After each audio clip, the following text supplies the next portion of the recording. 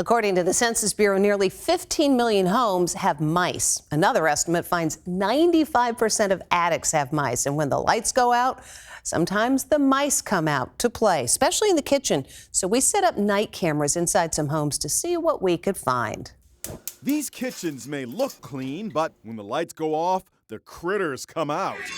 Social media is filled with videos of rodents running amok in kitchens, even spotless kitchens. This mouse dashes off with a sponge. You're so This guy is so freaked out, he chucks his shoe at the mouse on his stovetop. This hungry little fella climbs right out of the stove and steals himself an Oreo. And look at all these mice hiding out in stove burners. When I walk into a home, number one thing I'm looking for is droppings. Curious about what may be lurking in your kitchen? We teamed up with pest control experts in New York and New Jersey to find out for ourselves. Make sure you don't have any holes exposed, any cracks around the garage door, anything. I mean, because as long as they can get their head in, they can get their whole body in. With the permission of the homeowners, we installed surveillance cameras. It didn't take long for the mice to come out. They managed to scamper between all those traps. This Long Island kitchen has an even bigger infestation. Mice sure seem to have an affinity for sponges, even the dishes.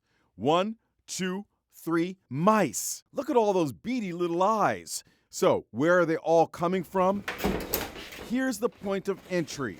It's a hole in the wall behind the stove. Mice can fit through penny-sized slots, penny-sized holes. So this right here is without a doubt the Grand Canyon of slots that this mouse can fit through, absolutely. Giancarlo D'Andrea from TMG Pest Control says stoves can be a magnet for mice due to the food scraps that get left behind after cooking. Just like human beings, mice, all vertebrate pests, we seek a few things, okay? We seek shelter, we seek food, we seek water. Just so happens to be that a kitchen has all of those. So this is like the absolute most optimal place to live and reside. Mice especially, because they fit in every single nook and cranny. He showed us the access point the mice are using. There's an ant trail actually going up and down the same spot.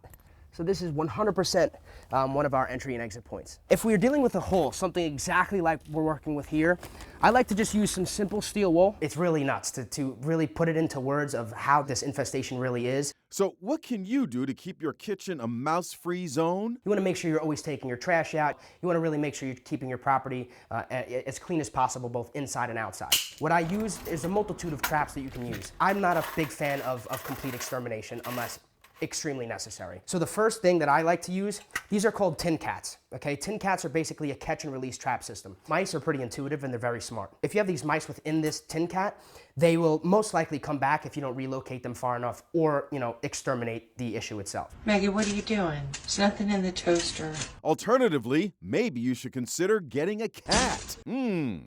Cat may know best.